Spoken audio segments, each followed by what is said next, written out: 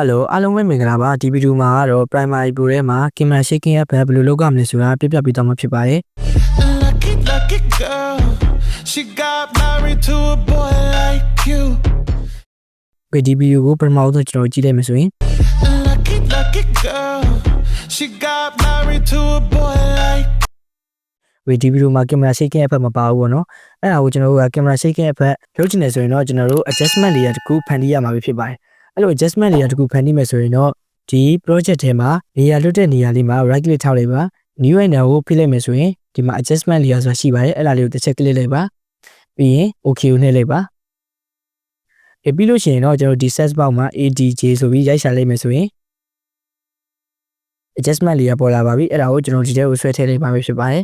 ဆွဲထည့်ပြီးဆိုရင်တော့ကျွန်တော်ဒီ adjustment layer တွေကို effect တစ်ခုထည့်ရမှာဖြစ်ပါတယ်အဲ့ဒါဆိုရင်တော့ကျွန်တော်ဒီ effect ကိုသွားပါပြီးလို့ရှိရင်တော့ဒီ effect မှာ directional blur ဆိုတာကို search box မှာရိုက်ရှာလိုက်ပါ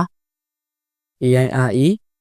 directional blur ဆိုတာပေါ်လာပါပြီအဲ့ဒါကိုကျွန်တော်က adjustment layer တွေကိုဆွဲထည့်ရမှာဖြစ်ပါတယ်အဲ့လိုဆွဲထည့်ပြီးဆိုရင်တော့ဒီ effect control မှာ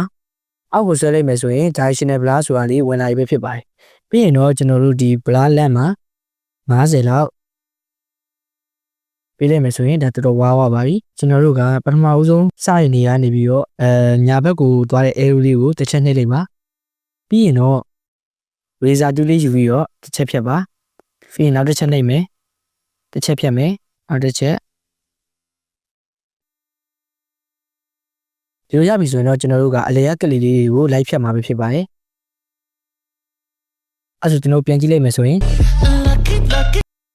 ကင်မရာလှုပ်သွားတဲ့ effect လေးရပြီပေါ့နော်